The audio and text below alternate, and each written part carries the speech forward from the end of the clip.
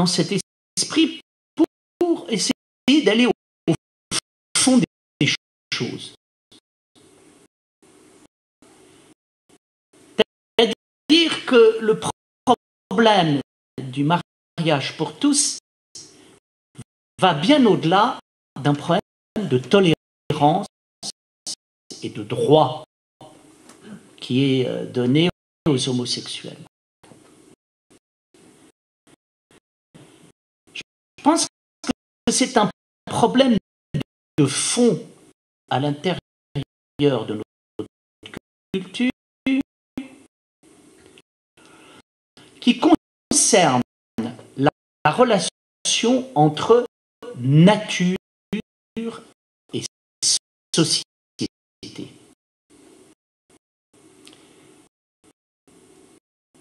Si j'ai intitulé la conférence de ce soir « Y a-t-il un ordre de la nature ?»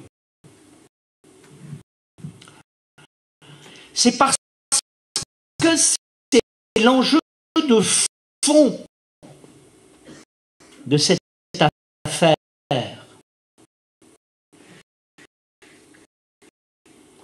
Pour dire les choses clairement,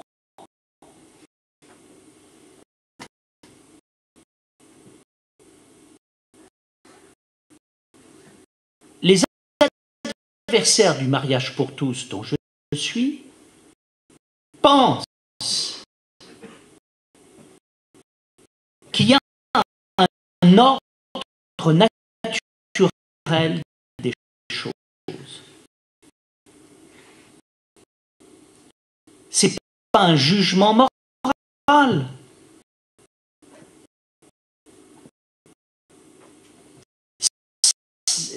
Le mot nature ici,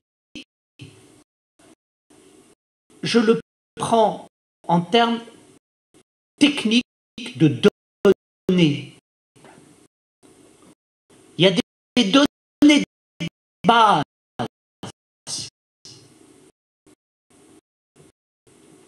Et je pense que tout n'est pas une construction sociale et une fabrication de l'homme. Je pense que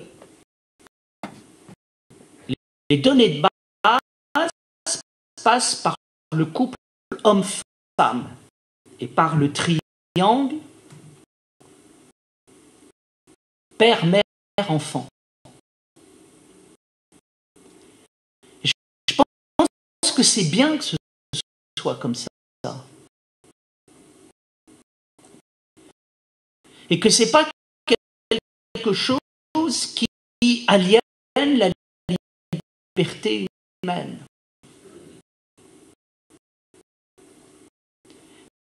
Mais derrière cela se trouve une autre thèse qui consiste à dire la nature n'existe pas. La nature n'est jamais que ce que l'homme en comprend et ce qu'il en fait. Tout est une construction sociale.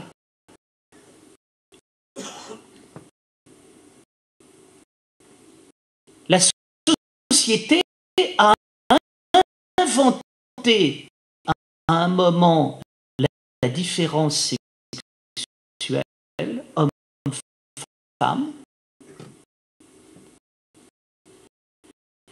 et la famille et le triangle père, mère, enfant.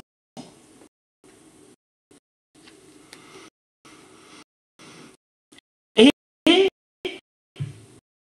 prétendre le contraire, c'est être conservateur réactionnaire,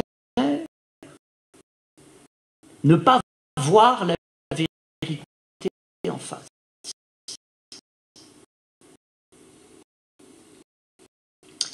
Il y a une phrase de Bachelard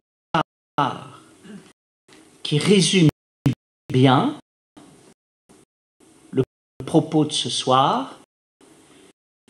Au début de la formation de l'esprit scientifique, Bachelard dit « Rien n'est donné, tout est construit ».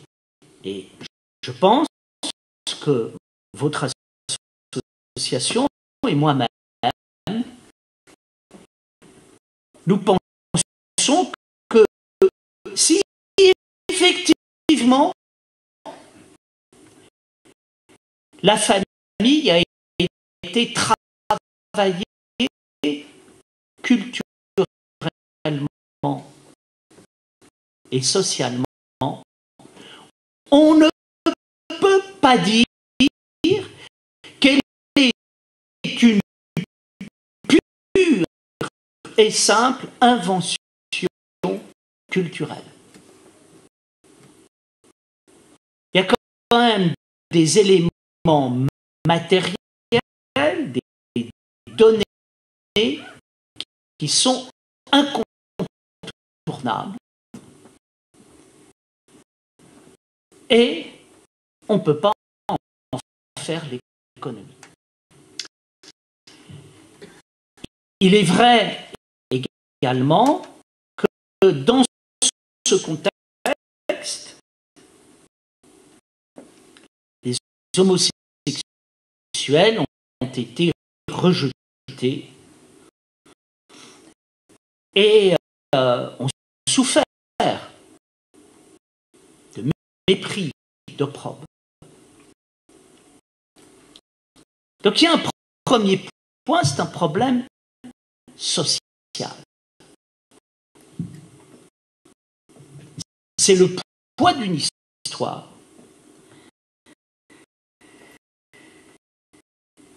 Et c'est la volonté de corriger des injustices et de résoudre des problèmes. En disant, normalement, on devrait pouvoir vivre dans un monde où il y ait égalité entre l'homme et la femme, où la famille ne soit pas un lieu fermé, et d'autre part, où ceux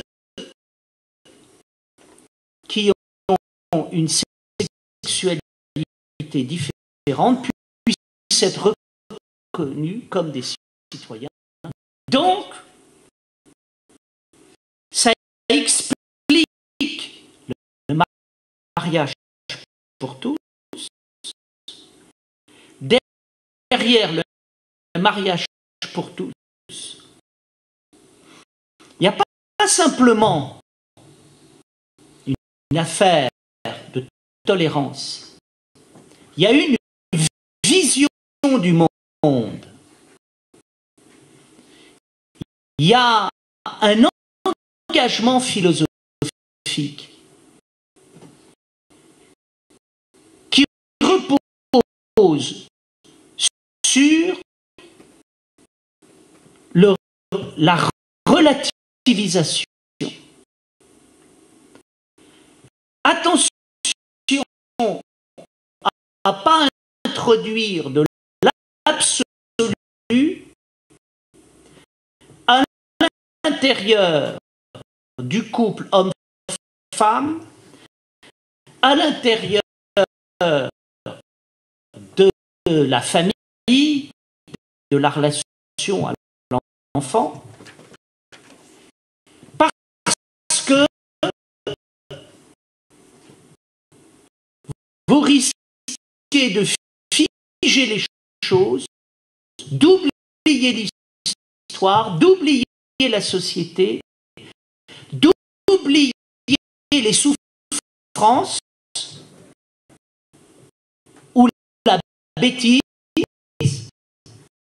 qui a pu être produite par le mot de nature.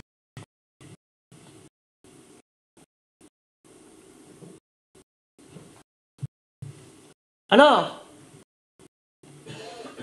c'est la raison pour laquelle beaucoup d'intellectuels et une partie de l'opinion française a opté pour le mariage pour tous. Et il faut bien comprendre que cette vision historique et sociale, c'est profondément la culture de la gauche. C'est sa manière de voir les choses.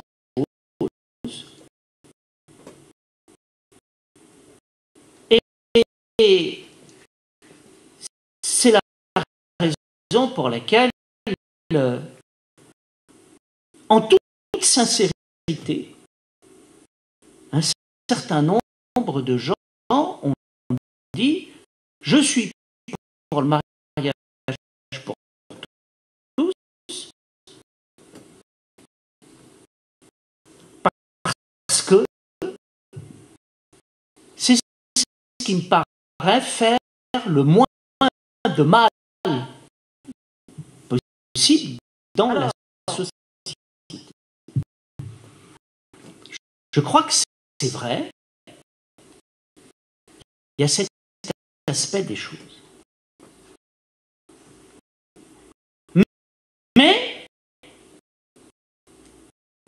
nous avons affaire à un paradoxe à l'intérieur de cette vision des choses.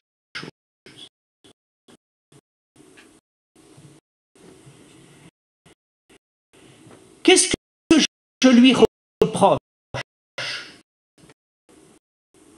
personnellement? C'est le fait de passer d'un extrême à un autre et de pratiquer ce qu'elle critique.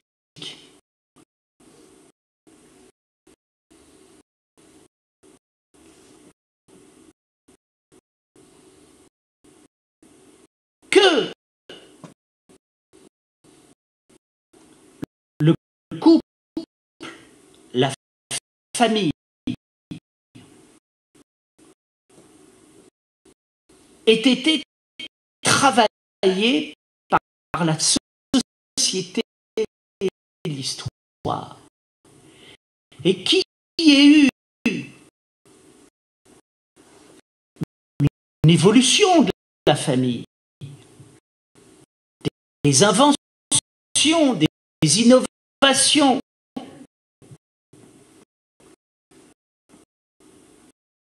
C'est une évidence. C'est tout à fait vrai. Mais peut-on pour autant considérer que le couple homme-femme et la famille sont des pures inventions sociales et historiques? Attention, si je fais ça, qu'est-ce que je suis en train de faire?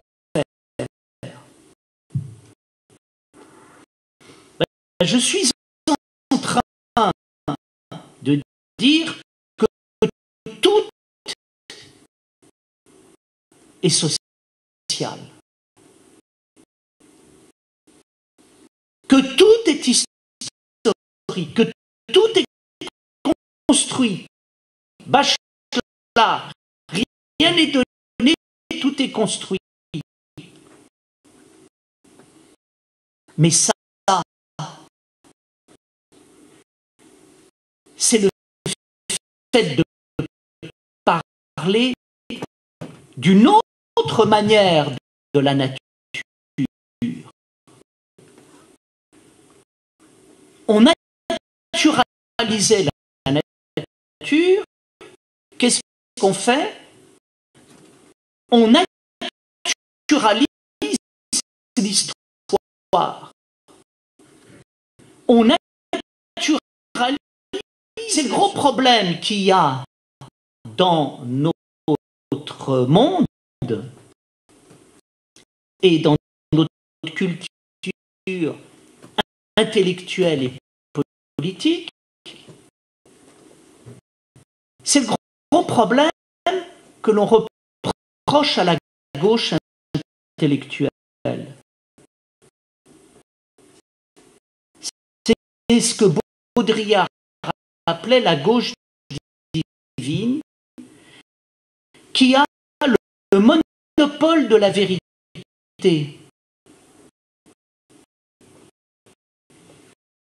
Ben, c'est normal.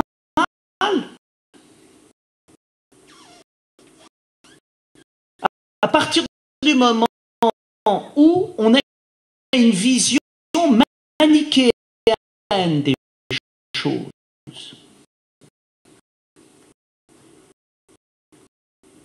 la vision manichéenne, c'est de dire, d'un côté, il y a les réactionnaires, les conservateurs qui pensent qu'il y a un ordre naturel, et de l'autre côté, il y a les progressistes qui pensent, eux, que rien n'est naturel, tout est historique et social. Quand vous vous arrêtez à ce niveau-là, ça veut dire que la vision historique et sociale est la vérité ultime de toute la réalité. En oubliant que cette vision elle-même est née vers le XVIIIe siècle, qu'elle s'est épanouie au XIXe siècle, et qu'elle est aussi relative que l'ordre naturel. Donc c'est ça le malaise intellectuel qu'il y a dans notre pays. Le malaise intellectuel qu'il y a dans notre pays, c'est que nous avons des gens qui pensent que tout est historique et social, et quand ils pensent ça, ils se situent dans une position divine, de vérité absolue, et ils possèdent la vérité. Donc ça veut dire quoi? Eux ont le droit de vous critiquer, mais vous n'avez pas le droit de le faire. Et donc on est là, médusé. Il serait bon qu'on relativise tout. Qu'on relativise la nature, qu'on relativise également l'histoire et la société, et puis qu'on arrête de nous raconter des cracks. D'accord, il n'y a pas d'ordre naturel, mais d'accord, il n'y a pas non plus d'ordre historique et social. Qu'est-ce qui reste? Il reste une seule c'est des individus qui essayent de penser et qui disent un certain nombre de choses qu'ils pensent correctes. Donc en fait, la vérité de la pensée, c'est l'individu qui pense. C'est pas l'ordre de la nature, c'est pas l'ordre de l'histoire et de la société. C'est vrai que vous pouvez vous prendre pour Dieu en disant j'ai l'ordre naturel. Mais c'est vrai que vous pouvez vous prendre pour Dieu également en disant il n'y a pas d'ordre naturel, tout est historique. Le gros problème de la pensée, comme le gros problème de partout, c'est que tout le monde se prend pour Dieu. Et tout le monde est en train de ramener les choses. Attention, l'homme n'est pas Dieu.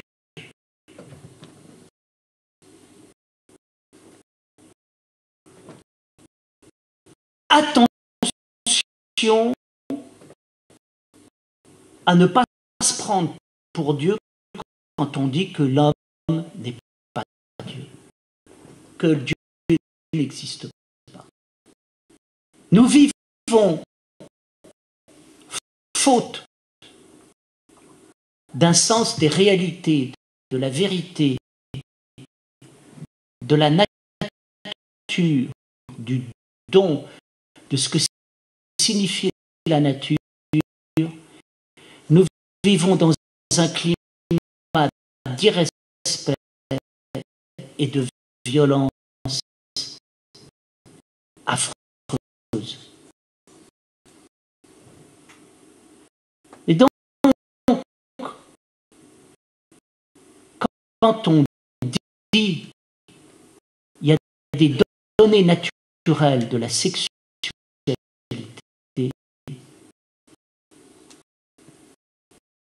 et donc de la différence homme-femme, c'est pas pour réprimer les homosexuels qu'on dit ça, c'est pas pour réprimer les femmes, c'est au contraire. Si on apprenait dans notre société, au lieu de nous battre, à faire une vraie expérience spirituelle, à parler en profondeur des choses, avoir un sens du respect, du mystère des corps, des sexes, de l'amour,